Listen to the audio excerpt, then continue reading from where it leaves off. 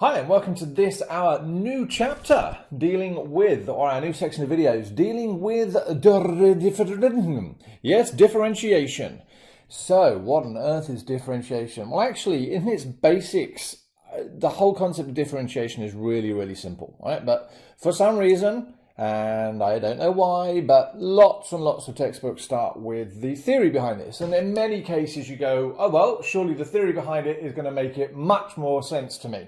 Me personally, I don't necessarily agree. I think that doing what I'm about to show you can make life a little bit more challenging, bearing in mind it's a lot simpler. So actually, I'm going to scroll to one side and say that differentiation is basically the process of turning x to the power of 4 into 4x to the power of 3. And you're going to say, huh? Well, long story short, you take the power, multiply it by the coefficient, and take 1 off the power. So because this was a 1, we do 4 times 1, which is 4, and take 1 off the power. So if I have y is equal to 3x to the power of 6, then y dashed, and again, don't worry about this notation, it just means that our differentiated function is given by 18x to the power of 5. Why? Because 6 times 3 gives me the 18, and you take 1 off the power, gives me value of 5. Now, what is differentiation all about? Well, as far as I'm concerned, one word, and that is finding the gradient of a tangent to a point, right? So if this is a graph here or a sketch here, and I have one point there, then using this differentiation stuff, I can find the gradient of the tangent to that point, right? Now remember, a tangent is where it touches a curve at one point and one point only. And you can probably argue that my line doesn't even touch, but a tangent is a line that just touches at one point on a curve. And being able to find the gradient of this, or rise over run, and then the equations of tangents comes up a lot in later areas of mathematics. But we digress. Let's go back to the very beginning. But the great thing is that actually you've done all this stuff before, including this derivation of first principles, right? And I don't know about you, but I shudder every time I hear the words derivation and first principles. But it's not too difficult. So it's already been covered in chapter 17 of exercise A of the methods 1 and 2 textbook. So this should just be a quick video for watch. But one of the things I'm going to talk about, and it comes up a lot in exams here in Australia, but average rate of change. It's an important definition. So make sure that you know this definition here, right? So the average rate of change is f of b minus the f of a all over b minus a. And I'm going to go, heh. Well, actually, a diagram always makes sense, don't you think? So here is my diagram.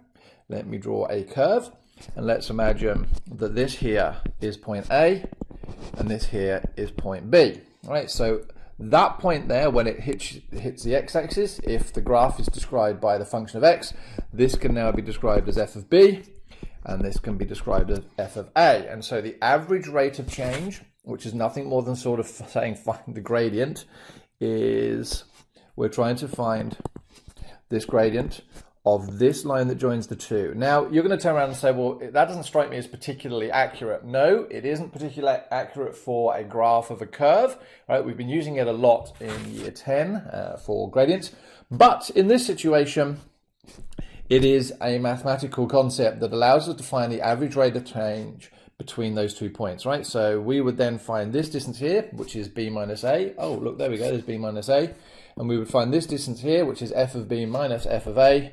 And when we divide them, we're effectively finding the rise over the run. So again, if you ever get confused in an exam, don't worry about remembering f of b minus f of a all over b minus a. Just remember that you're trying to find the rise over the run. And with any luck, they'll give you coordinate values. Now, the notation is really important, all right? So f of b, as I've just said there, is nothing more than saying the value of b has been put into the equation, right?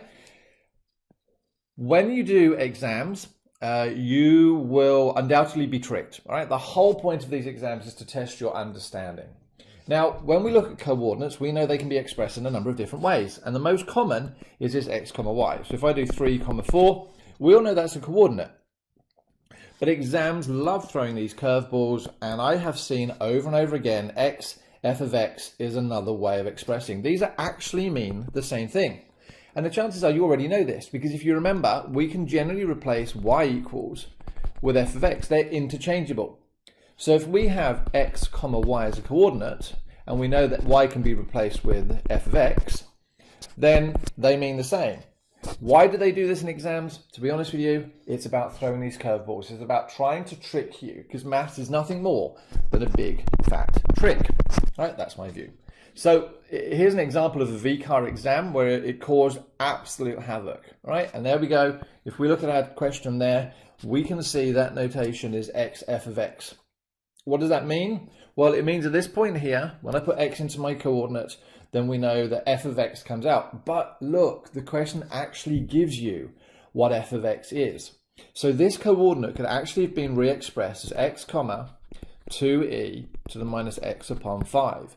Once people realize this, the rest of the question actually wasn't too difficult to find out. Why? Because what do we know about the area? And assuming that this is going to be find the area, there you go, look, find the area. Well, we've got a triangle here. Right, we got that triangle there. What do we know about triangle? Well, the area is given by half times base times height. Well, what's the base coordinate? Well, you're going to try and say, well, I don't know. Actually, yes, you do. Because although they've written it in Q, when you look at this value here, it's actually telling you that the x value is actually x. So the length of the base in that case was x. And what was my height? Well, again, they tried to trick you. They wrote it in this f of x notation.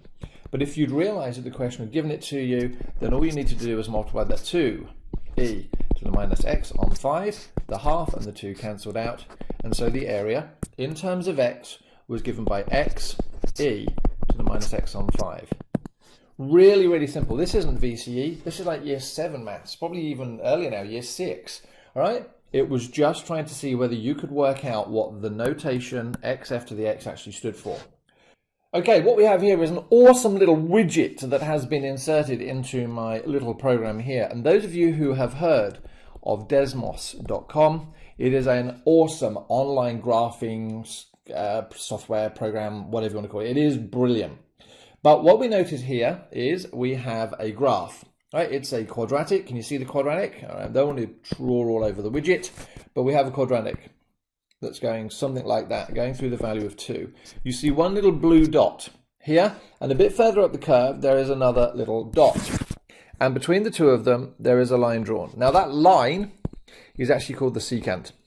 All right, my handwriting is dreadful today, but it's called the secant. I wonder if people say secant. Anyway, secant. What I'm going to do is I'm going to play all of this code here. Now, again, Desmos allows you to do some pretty funky things. Right? All this is going to actually do is animate this secant here getting shorter and shorter. So this point is going to move closer and closer and closer into the curve. And what we're going to notice is the value here, right? This value of what says 8.6 here is the gradient as we get closer and closer and closer to that point here. Now it's pretty swift, right? This is pretty fast. So let's just see what happens. Right, so at this moment in time, it's making the h bigger, and now it's going to make it smaller. What do we notice? As that orange line moves closer and closer, you'll see the point starting to go down. Whoa! It went all the way down to, now what value did it? It's going higher and higher and higher and higher.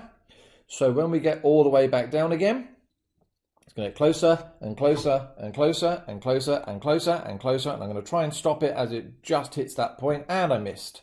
But the good news is I can drag this back now, and I'm going to drag that back to 0. Now what that actually means is if we look at our secant here, I've got closer and closer and closer, and this h value and h value and h value now goes down to 0. And what do we find about our gradient? Well, obviously now it's undefined because there's no distance between the two of them.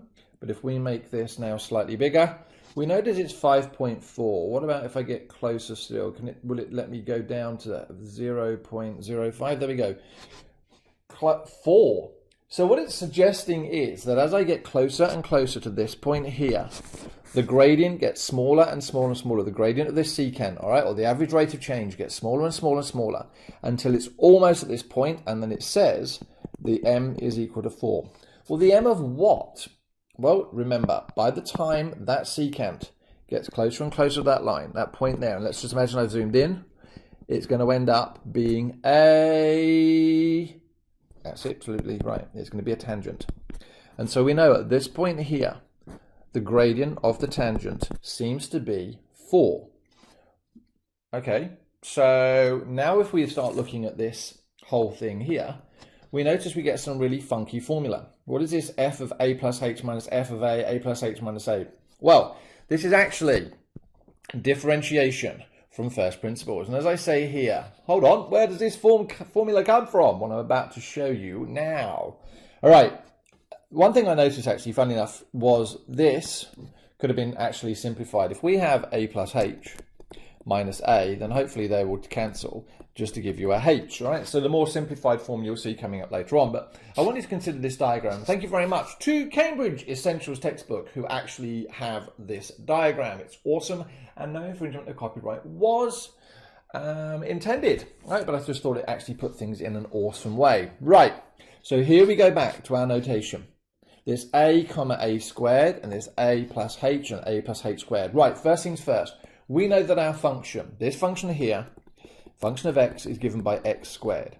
So unpacking this, if I put a in, then my y value, if that's my x value, my y value, which is given by the square of x, is going to be a squared. All right, that's awesome. But what's this a plus h business? Now, the thing about I've never fully understood about this whole topic is why we use the letter h. Right? To me, h means height. Not in differentiation, right? Now I'm going to super zoom in on this, like super zoom. Here is now my a, comma a squared. H actually, and bearing in mind we're trying to find the gradient of the secant, and I'm going to look at turning this into a right angle triangle. Now h actually is this value here. So if we go back to our Desmos, what we notice is that what I was messing with is this value of h just here in line 5. H actually stood for a horizontal distance, right? Not a vertical distance. So what it's trying to say is now, this point here is a plus a small horizontal distance, which, when we put that into my equation, remember, y is equal to x squared. My x value is a plus h, and I get my squared value out. Right, well, having now got those two coordinate points, what are we trying to find? Well, we're trying to find the gradient of the secant. And again, as I've said here, it's called the secant. How do we find the gradient? Well, again, nothing different from where we've had before. We have the rise over the run. So we now know that the gradient of that line is given by y2, which is a plus h squared, minus y1, which is a squared, all over, well, a plus h, which is x2, minus x1, which is a. Now, interestingly, we didn't really need to do that because we already knew that this horizontal distance here was h, but we'll go with what it actually talks about in the book. Multiplying this out, what do we get? A squared plus 2ah plus h squared minus a squared all over a plus h minus a. Well, the a squared and the a squareds cancel, which gives me, and the a there and the a cancels as well, which gives me 2ah plus h squared all over h. And because we've got terms on the top that have all got h's in them, and a term on the bottom that's got a h in them, or in fact it's the only term on the bottom, then what we find out is the gradient of that secant is actually equal to 2a plus h.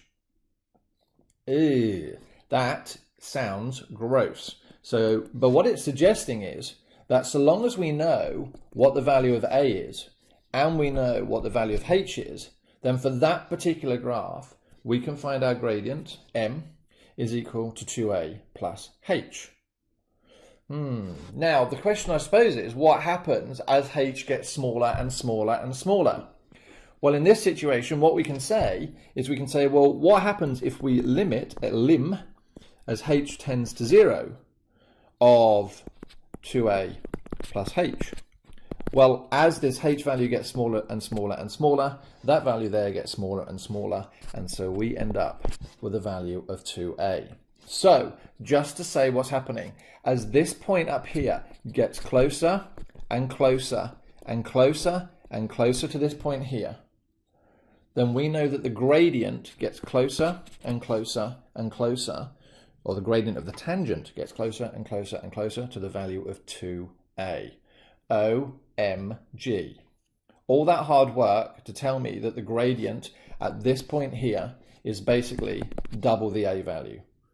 Well, that's actually the premise or the whole point behind differentiation from first principles. Before we go on to some other examples, great news. One, you can use your Casio ClassPad or your TI Inspire to do this. Now, because I am working in a Casio ClassPad school, then we are going to show this. And again, thanks very much, Cambridge. Your little graphics are fabulously helpful. So thanks very much for those. But I just want to talk about limits again. Right? The whole point of differentiation works with limits. And after a while, when we do this the quick way, which is how I open the video, then you're going to ignore all this first principle stuff. But looking at this example here, limits are important. We're now going to try and find the limit of that expression as h tends to 0. Well, as h tends to 0, that's going to go to 0. As h tends to 0, well, 3x times 0 is going to be 0. So actually, in that situation, we get 15x squared. Seems fairly obvious, really, doesn't it? What about this one here? What's the limit as h tends to 0 of 12x squared? Well, do you see a h anywhere in there? Nah. Well, there we go. So that just says stays as 12x squared. And in very much the same situation here, the limit of 6 as h goes to 0 just stays as 6. Now, we do a lot more in limits later, but I just want you to realize that when you're doing the limits, you're trying to work out effectively what happens to each of these terms as h gets smaller and smaller and tends towards 0. So here we go, the derivative of a function. So what does it mean by derivative of a function? Well, derivative is coming back to that differentiation, right? But derivative of a function can be defined by this. What on earth does that mean? Well, first things first, let's look at f dash of x. That is just notation. What that means is basically the gradient m of, what that actually means is the gradient of the tangent at a point. Right, just the gradient of a tangent at a point. So that's the first thing. What is this limit h tends to 0 business? Well, that's saying, well, bearing in mind we're considering when we have secants and we're looking at it from a first principle point of view, and we know that this value here is h, then we're just saying, well, what will happen to that value of h as it gets closer, as the point gets closer and closer? Or sorry, what happens to the value of the gradient as the value of h gets closer and closer and closer? But what's this f of x plus h minus f of x business? Well, let's go back to this again. Remember, we can now talk about this point here in a more general term as x f of x. And this point up here can now be expressed, and I'll move my screen over, as x plus h, and that becomes f of x plus h. And what do we notice? What do we remember? Well, if we're trying to find the gradient of the secant, then we're going to do rise over run. Well, we know the run is h. Oh, there you go. So there's my h. And what is my rise? Well, it's y2, f of x plus h, minus y1, which is f of x. So just to confirm, this is nothing more than expressing the equation of rise over a run in a completely different way. But this limit value is just saying, well, what happens as we get closer and closer? So here's an example of differentiation from first principles. Hold on. It gets very exciting. So remember, the formula says f dash of x, finding the gradient of the tangent at that point, is given by the limit of h as it tends to 0 of f of x plus h minus f of x all over h. Right, so the first thing we need to do is we need to try and work out what f of x plus h is. We know what f of x is, which is good because that's here. So what is the f of x plus h? Well, everywhere we see an x, I'm now going to put x plus h. So there's 4, x plus h squared minus 5. There's an x. So let's put in x plus h, and let's put 2.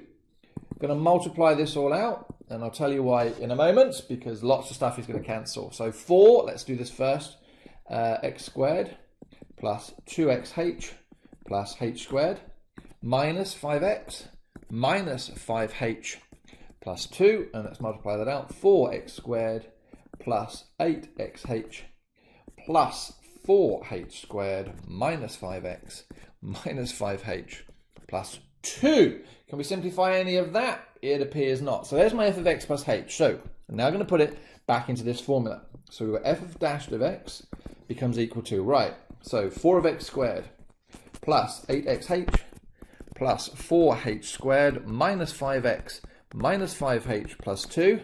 That's just f of x plus h. We've now got to take away f of x. So we're now going to take away 4x squared minus 5h plus 2. And then we're going to divide all of this by h.